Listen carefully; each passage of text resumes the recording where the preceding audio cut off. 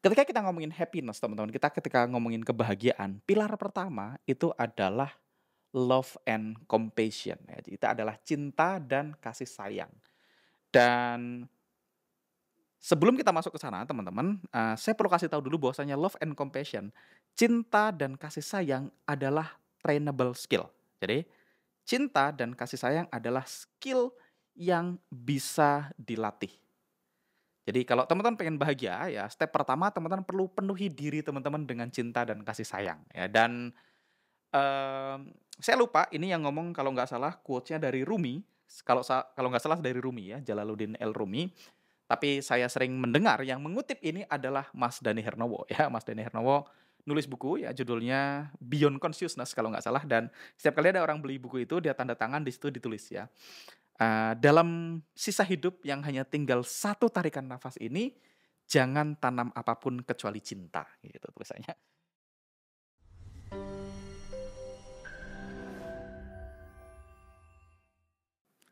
Halo teman-teman semua, selamat datang di channel Kedamaian ID dan teman-teman bertemu dengan saya Duyan Anggara dan saya sedang bajak channelnya Kedamaian, teman-teman. Nah, di kesempatan pertama saya bajak channel ini, teman-teman, saya akan bahas satu materi yang sangat saya suka ya, teman-teman, dan materi ini saya dapat dari bukunya Mas Vincent Lakiani, judulnya adalah The Code of Extraordinary Mind. Jadi hari ini kita akan bahas tentang the ultimate state of human existence. Ya, jadi ada satu state, satu level di mana kita itu berfungsi sangat optimal sebagai manusia. Ya, jadi ada satu titik di hidup kita di mana kayak semuanya gampang ya, kita punya impian-impian kita tercapai, kita ketemu sama orang-orang baik, kita beruntung dan kita merasa kayak dunia ini membentuk kejadian-kejadian yang tidak disengaja untuk membantu kita lebih mudah mewujudkan impian-impian kita. Nah, teman-teman, ada satu diagram dari buku itu yang nanti saya akan munculkan di teman-teman semua gitu ya. Jadi menurut, buku The Code of Extraordinary Mind, teman-teman, kita itu akan berada di dalam ultimate stage, kita akan berada di performa terbaik kita sebagai manusia ketika kita bahagia dengan kondisi kita hari ini, tetapi kita juga punya visi yang sangat jelas untuk ke depannya. Kita tahu kita harus ngapain ke depannya. Jadi teman-teman, ada satu hal yang namanya the paradox of intention. Jadi paradox of intention tuh gini, banyak orang itu mereka mengaitkan antara kebahagiaannya dia dengan tercapainya visinya dia. Jadi orang itu banyak mengandung namanya if then model of happiness ya. Jadi saya bahagia jika impian saya atau visi saya tercapai gitu ya. Jadi misalnya saya bahagia jika, saya dapat mobil baru, saya bahagia jika saya punya rumah sendiri, saya bahagia jika saya menikah dan punya pasangan, atau saya bahagia jika anak-anak saya sukses gitu. Jadi dia punya model if then model of happiness. Jadi dia mengaitkan kebahagiaannya dia dengan visinya dia. Nah, ada satu buku judulnya Quantum Sukses ya. Di sini beliau bahas ada namanya The Paradox of Intention. Paradox of Intention tuh gini, jadi Anda perlu punya goal ya, kita perlu punya visi yang jelas, kita mau ngapain, tetapi kebahagiaan kita itu tidak boleh terikat dengan visi itu. Jadi kita perlu bahagia dengan kondisi kita hari ini, ya kita perlu happy dan kita perlu punya visi.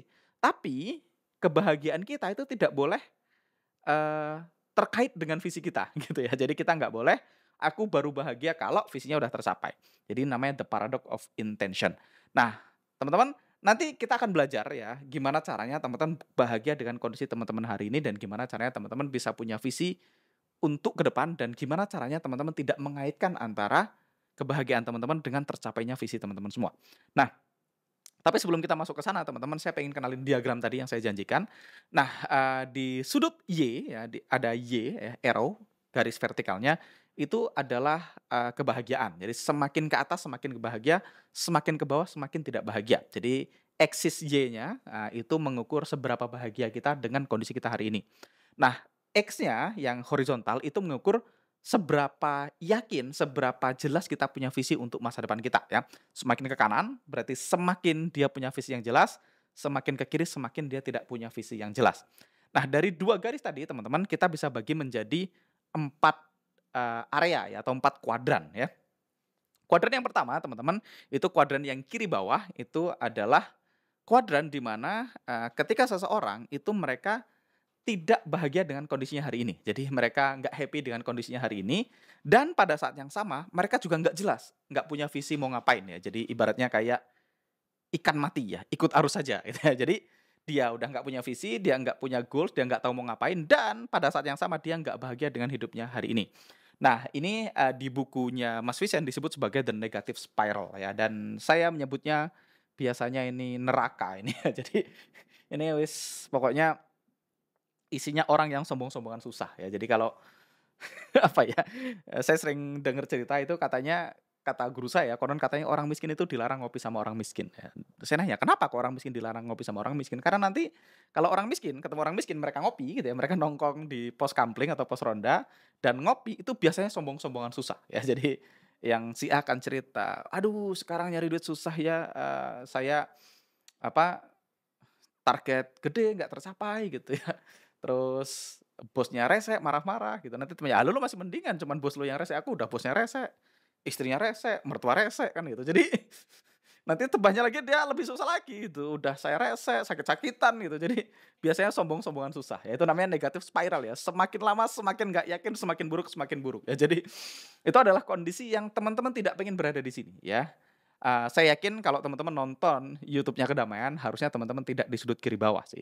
Tapi seandainya Anda di sudut kiri bawah, teman-teman, Anda perlu mendapatkan pertolongan profesional ya, teman-teman silahkan hubungi tim education consultant-nya Kedamaian, teman-teman, minta tolong gimana caranya supaya teman-teman keluar dari sudut kiri bawah. Teman-teman tidak mau di sudut kiri bawah atau negatif spiral ya, di mana orangnya nggak happy dengan kondisi yang saat ini, tetapi pada saat yang sama juga mereka nggak punya visi untuk masa depan.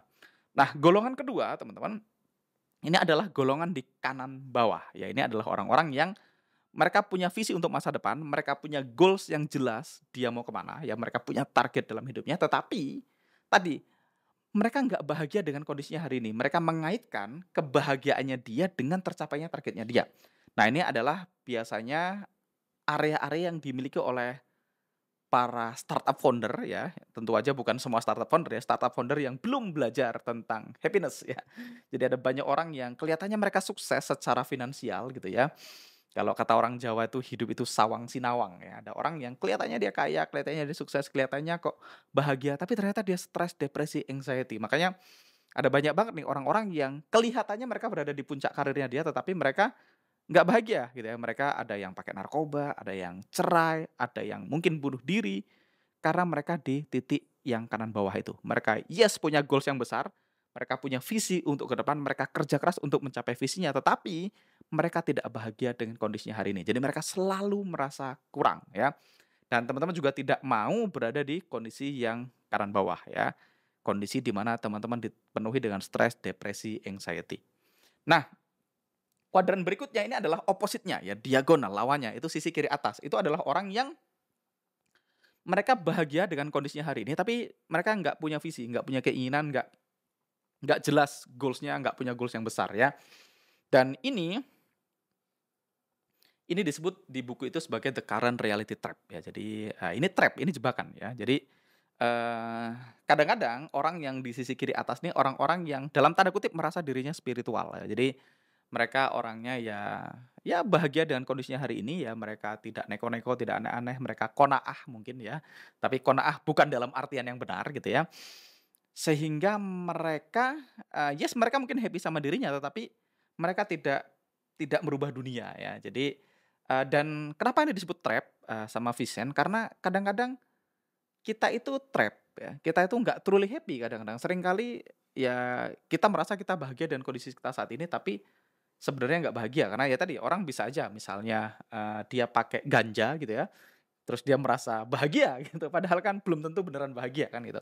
Nah, yang kita pengen teman-teman itu kita berada di sudut kanan atas. Ini adalah the ultimate stage of human existence. Ini adalah areanya keajaiban, domainnya magic. Ini adalah tempat di mana terjadinya bending reality. Kita bisa membengkokkan realita, membuat dunia dan seisinya seolah-olah bekerja bersama untuk membantu kita mewujudkan impian-impian kita. Nah, area ini adalah area di mana teman-teman bahagia dengan kondisi teman-teman hari ini, ya teman-teman happy dengan apa yang teman-teman punya, tapi pada saat yang sama teman-teman juga punya visi yang jelas untuk ke depan. Teman-teman tahu mau ngapain, teman-teman punya goals yang besar, teman-teman pengen bermanfaat buat orang banyak. Nah, ini adalah areanya bending reality. Nah, teman-teman, kita akan bahas nanti komponen tentang gimana caranya kita bisa punya visi yang besar, gimana caranya kita bisa merubah dunia di bagian kanan atas. Nah, di video ini teman-teman kita akan bahas bagian vertical axis-nya dulu. Kita akan bahas tentang happiness in the now. Nah, gimana caranya teman-teman bahagia dengan kondisi teman-teman hari ini? Nah, ada beberapa pilar ya teman-teman yang bisa membantu kita untuk bahagia. Nah, di video ini kita akan bahas pilar yang pertama dulu ya. Nah, nanti kita akan potong-potong videonya, kita akan bersambung, kita akan bahas pilar-pilar berikutnya di video berikutnya. Nah, ketika kita ngomongin happiness teman-teman, kita ketika ngomongin kebahagiaan, pilar pertama itu adalah love and compassion ya. Itu adalah cinta dan kasih sayang. Dan sebelum kita masuk ke sana teman-teman, saya perlu kasih tahu dulu bahwasanya love and compassion, cinta dan kasih sayang adalah trainable skill. Jadi, cinta dan kasih sayang adalah skill yang bisa dilatih. Jadi kalau teman-teman pengen bahagia ya, step pertama teman-teman perlu penuhi diri teman-teman dengan cinta dan kasih sayang ya. Dan saya lupa ini yang ngomong kalau nggak salah quotes-nya dari Rumi, kalau nggak salah dari Rumi ya, Jalaluddin El Rumi. Tapi saya sering mendengar yang mengutip ini adalah Mas Dhani Hernowo ya. Mas Dhani Hernowo nulis buku ya judulnya Beyond Consciousness kalau nggak salah, dan setiap kali ada orang beli buku itu dia tanda tangan di situ ditulis ya. Dalam sisa hidup yang hanya tinggal satu tarikan nafas ini, jangan tanam apapun kecuali cinta gitu tulisannya.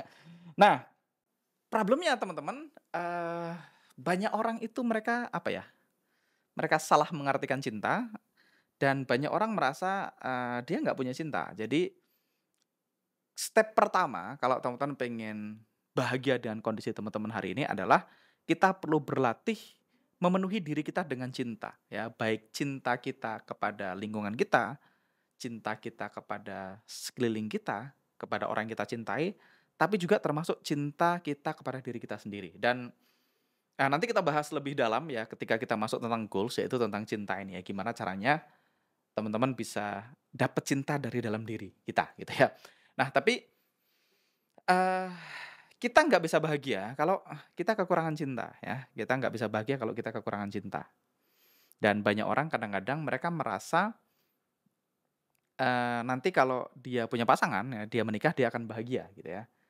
Jadi, banyak orang itu mereka nggak punya cinta yang cukup untuk dirinya sendiri, dan ketika menikah mereka berharap, suatu saat bisa bahagia, mereka berharap pasangannya akan membahagiakan dia, ya. Kalau minjem katanya Mas Riko, ya Mas Riko Hutama, founder-nya Bersejiwa dan Tanpa Pintu gitu ya. Beliau bilang, seringkali ada orang yang nggak punya cinta, dia berharap nanti cinta yang diisi sama orang lain menikah dengan orang yang nggak punya cinta. Jadi kata beliau, "Dua pengemis cinta bergabung." Jadi dua pengemis cinta bersatu berharap salah satunya berusaha membahagiakan. Ya nggak bisa, karena kenapa kata Mas Riko, hanya orang yang punya cinta yang bisa memberi cinta, kan gitu. Nah, sebelum kita masuk ke sana teman-teman, saya pengen cerita satu hal dulu ya, untuk share ke teman-teman bahwasanya love and compassion, cinta dan kasih sayang itu trainable skill ya, skill yang bisa dilatih ya. Kita itu pengen ketika kita bisa melihat orang lain, kita bisa melihat sekeliling kita, kita bisa melihat dengan tatapan yang penuh cinta ya. Namanya kalau dalam Islam itu namanya Ainur Rohmah ya, tatapan yang penuh cinta gitu ya. Jadi Nabi itu kalau ngelihat orang lain dia melihat dengan Ainur Rohmah gitu. Ini saya dengar dari Pak Faiz ya. Jadi saya ini cuman mengutip banyak sumber aja ya, karena saya dapat, wah Mas Riko gini, Pak Faiz gini, Mas Fadli, Vincent Lakiani, terus Ustadz Gus Baha kadang-kadang gitu ya. Dan saya share ke teman-teman ya. Jadi ini kita sama-sama belajar. Nah, ketika saya kecil teman-teman, saya tuh selalu merasa bahwasanya Halo teman-teman, sorry saya potong videonya ya. Saya pengen kasih info spesial banget untuk teman-teman semua. Kalau misalnya Anda suka dengan konten seperti yang sedang Anda tonton di YouTube ini, maka teman-teman akan sangat suka kalau misalnya kita bisa ketemu langsung secara live. Kita teman-teman lagi bikin sebuah webinar khusus ya, di mana ini akan kita bikin gratis untuk teman-teman semua dan Anda bisa ikutan. Caranya gimana? Teman-teman langsung aja cari di kolom deskripsi di bawah video ini. Anda daftarkan diri Anda di webinar terdekat itu dan kita akan bisa ngobrol secara langsung di dalam webinar online-nya ya. Jadi pastikan Anda terdaftar dan silahkan lanjut nonton videonya. cinta atau mencinta itu adalah kelemahan. Jadi saya dulu tuh selalu meyakini, masa nggak kalau ditanya lebih baik mencintai atau dicintai, saya selalu menjawab lebih baik dicintai ya. Kenapa? Karena kalau kita dicintai, orang yang berjuang buat kita, tapi kalau kita mencintai itu kelemahan, nanti kita yang berkorban buat orang yang kita cintai gitu. Dulu saya berpendapat begitu gitu ya. Dan waktu saya kecil teman-teman, saya itu dalam tanda kutip punya bakat psikopat gitu ya. Jadi, saya itu sampai ke titik saya hari ini saya perjalanan panjang belajar yang banyak teman-teman. Jadi, saya tuh belajar untuk mencintai, saya itu belajar untuk menumbuhkan love and compassion ke dalam diri saya. Karena dulu saya menganggap love and compassion, cinta dan kasih sayang itu sebuah kelemahan. Hari ini saya menganggap love and compassion itu kekuatan dan ini belum terjadi lama teman-teman, ini baru terjadi mungkin beberapa tahun belakangan ini ya. Jadi dulu saya kecil, saya menganggap cinta itu kelemahan dan ya tadi saya kecil punya bakat psikopat teman-teman. Jadi saya itu suka apa ya, suka aneh-aneh lah. Saya itu kadang waktu saya kecil tuh ada semut rangrang namanya. Itu di belakang rumah saya punya pohon rambutan ada semut rangrang gitu. Itu kadang saya bakar-bakarin semut rangrang itu, bunuh-bunuhin semut dengan dibakar ya. Kadang saya ngambil plastik itu, saya bakar gitu ya ujungnya, kan netes-netes tuh nanti. Kayak plastik bekas ember tuh saya tetes-tetesin ke semut itu, kayak saya bawa pesawat terus ngebom semut, bum bum bum bum bum gitu, kayak sekacau itu gitu ya teman-teman. Saya ketika kecil itu saya suka dikasih suntikan sama Pak Mantri, di dekat rumah saya ada mantri gitu ya, yang suka ngasih saya suntikan. Saya kadang pakai suntikannya buat nyuntik kodok, saya pakai buat nyuntik apa, entung apa ya bahasa Indonesia entung ya, ulet yang di pohon itu loh, pohon pisang ya. Kadang saya pakai buat nyuntik cicak gitu ya. Jadi, eee, saya itu bertumbuh teman-teman, supaya teman-teman tahu bahwasanya kalau hari ini teman-teman belum penuh cinta atau belum dikelilingi cinta, don't worry karena cinta, love and compassion adalah trainable skill, skill yang bisa dilatih sama kayak otot yang bisa dilatih semakin kuat dan ini adalah fondasi pertama kalau teman-teman pengen, happiness in the now, pengen bahagia saat ini.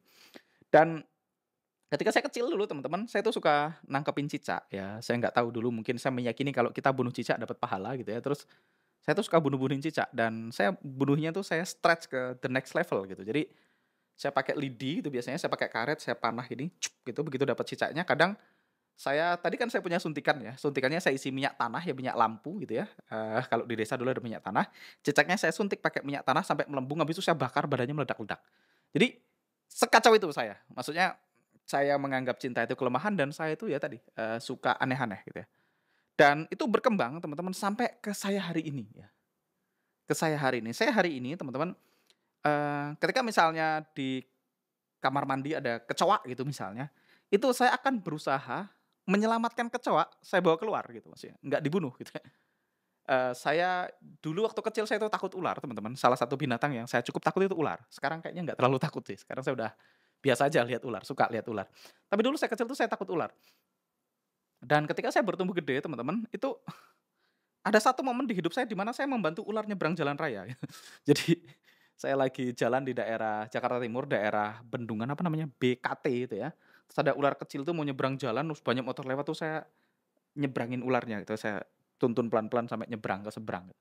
Jadi, saya itu, bertumbuh dari orang yang tadinya menganggap cinta itu kelemahan, kurang cinta, maksudnya tidak mencintai orang lain, sama orang lain saya nggak terlalu peduli, ya orang lain mau ngapain, mau ada musibah apa, saya juga nggak terlalu peduli, sampai ke titik saya hari ini, gitu ya teman-teman. Di mana sekarang saya bukan hanya sayang sama orang lain, sayang sama anak saya, sayang sama keluarga saya, tapi juga sayang sama semua hal, sama binatang, sama pohon gitu ya.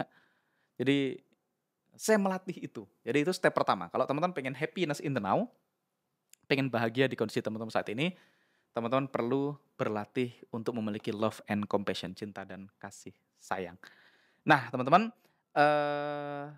gimana caranya saya berlatih, teman-teman? Gimana cara saya melatih ini ya, melatih cinta dan kasih sayang dan saya kebetulan teman-teman saya sangat beruntung ya, saya menikah dan saya punya anak dan salah satu hal yang paling saya syukuri sampai hari ini, teman-teman, kalau ditanya apa hal terbaik yang pernah terjadi dalam hidupnya Mas Angga gitu ya. Kalau saya lihat semua hal yang pernah saya capai, saya punya motor, saya punya mobil, saya punya uang, segala macam, tapi kalau ditanya satu hal yang paling bikin saya happy, teman-teman, satu hal yang paling bikin saya bahagia adalah fakta bahwasanya saya menikah dan saya punya anak. Jadi, apa ya, menikah dan punya anak itu adalah salah satu hal yang paling membahagiakan dalam hidup saya dan, eee, saya itu, apa ya, sayang banget ya, saya itu suka banget sama semua anak saya tentu aja saya suka banget, saya sayang sama semua anak saya, tapi waktu anak kedua saya lahir ya, waktu Dylan lahir gitu ya teman-teman, saya tuh kayak apa ya, menemukan sesuatu yang ada sama Dylan yang apa, yang kayak saya tuh bisa sayang banget sama Dylan yang sayang yang unconditional love gitu, kayak kayak saya sayang banget sama Dylan. Dan bukan berarti saya nggak lebih sayang sama yang lain ya, saya sama sayang sama yang lain, cuman ketika Dylan lahir mungkin karena dia masih kecil, dia masih bayi ya, anak bayi kan belum rese ya, belum ngeselin gitu ya. Maksudnya belum bikin hal-hal yang aneh-aneh yang mungkin bikin kita kesel gitu ya. Kalau yang lain kan misalnya istri, saya nggak sama istri sayang, tapi kan kadang-kadang istri kan doing something yang kadang-kadang bikin kita kesel. Jadi masih ada sedikit keselnya. Nah, anak yang satunya mungkin udah gede, kadang-kadang juga udah sedikit ngeselin misalnya. Nah, tapi waktu Dylan kecil dulu, dia mungkin karena nggak tahu ya, saya mungkin karena dia belum ngeselin gitu ya. Jadi setiap kali saya lihat dia itu saya, apa ya, kayak merasa dipenuhi dengan cinta. Jadi latihan yang saya lakukan adalah ketika saya bangun pagi ya, saya pagi hari saya bangun gitu ya, eee, saya tuh bayangin Dylan gitu ya, saya bayangin orang yang paling saya sayang ya di dunia ini, yaitu waktu itu Dylan ya. Waktu itu, apa ya, hal yang paling mudah mengasosiasikan rasa cinta buat saya adalah Dylan. Nah, buat beda orang beda-beda ya, beda orang beda-beda. Mungkin teman-teman, anaknya udah gede mungkin, "Wah, anakku udah ngeselin Mas, gimana nih Mas?" Gitu. Atau misalnya atau misalnya istriku, "Wah, istriku marah-marah terus Mas, gimana ini Mas?" Gitu. Nah, teman-teman ada 2 cara. Cara pertama, bayangkan waktu anaknya masih bayi, waktu digendong ya, Kak. Kalau bayi kan belum ngeselin ya, nggak mungkin ngeselin karena masih bayi. Atau mungkin binatang ya, kalau teman-teman punya kucing, teman-teman sayang banget sama kucingnya bisa dimulai dengan kucingnya. Atau bagi sebagian teman-teman yang sangat spiritual mungkin, Tuhan ya, mungkin teman-teman punya unconditional sama Tuhan. Nah, jadi teman-teman bayangkan Tuhan ini sangat sayang sama kita, Tuhan ngasih semuanya tanpa nagih kan gitu ya. Nah, teman-teman boleh. Jadi step pertama untuk melatih love and compassion, teman-teman cari apa satu hal yang kalau teman-teman lihat yang muncul adalah rasa cinta, ya cinta dan kasih sayang. Buat saya Dylan ya, buat saya Dylan. Nah, buat teman-teman tinggal dicari ya, ya minimal Tuhan bisa bisa your future self misalnya, bisa juga binatang peliharaan, bisa ibu mungkin, atau anak. Biasanya orang tuh anak ketika masih kecil ya, ketika masih bayi. Kalau belum punya anak, ya cari apa yang bisa teman-teman bayangkan dan muncul rasa cinta. Nah, jadi step pertama dulu teman-teman saya melatihnya itu adalah, saya itu bayangin Dylan ya, ketika saya bayangin Dylan, saya merasakan hati saya dipenuhi dengan cinta. Nah, ketika hati saya dipenuhi dengan cinta, ini saya belajar juga namanya visualisasi teknik gitu ya.